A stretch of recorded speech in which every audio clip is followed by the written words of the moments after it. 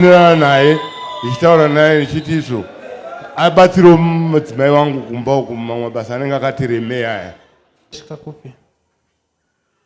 Ngotiwo ndezvenguva iyoyo zvinodarika hazvina kuziva kuti zvinobuda pachena.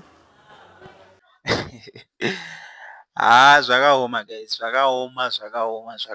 A lot is happening. I thought kuti Munjolo ndiyo vanana ama 2K, but ndakutozoona kutoti even vanagogo vedu, vanasekuru vedu, they still engage Munjolo, they still want to do zvekuchita izvozvi zverudo izvozvi. I thought kuti ndezvevana ama 2K ndo vachiri kukura vachine ropa richiri kumhanya, but kana zvazosvika palevel iri guys zvinge zvaoma.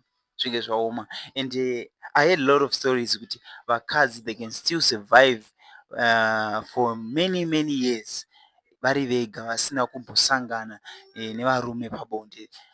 I heard many stories, but I don't understand why is it vanagogo vedu they pretend vakadzi. I handisi mukadzi, so I cannot comment on that, or I cannot say kuti what zviri kutaurwa nevanhu is true, because I don't understand. But I know kuti scientifically they say kuti pane a certain age yokuti mukadzi anenge asisina mafeelings anobva angopera kana asvika a certain age.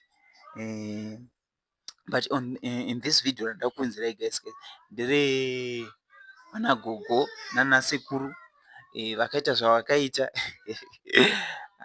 Mhuri yeZimbabwe zvakaoma.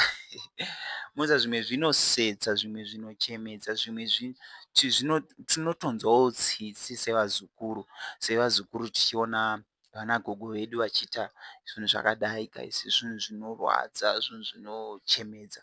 So I want you to watch this video. Mundotaura kuti muri kuzviona sei in the comment section. Munongotaurawo pfungwa dzenyu kuti I know kuti zvinogona kuitika, but kunana gogo inini hangu to my own view I don't think kuti zvinhu zviri right. I don't think so. So guys munongotaura kuti munozvionawo sei.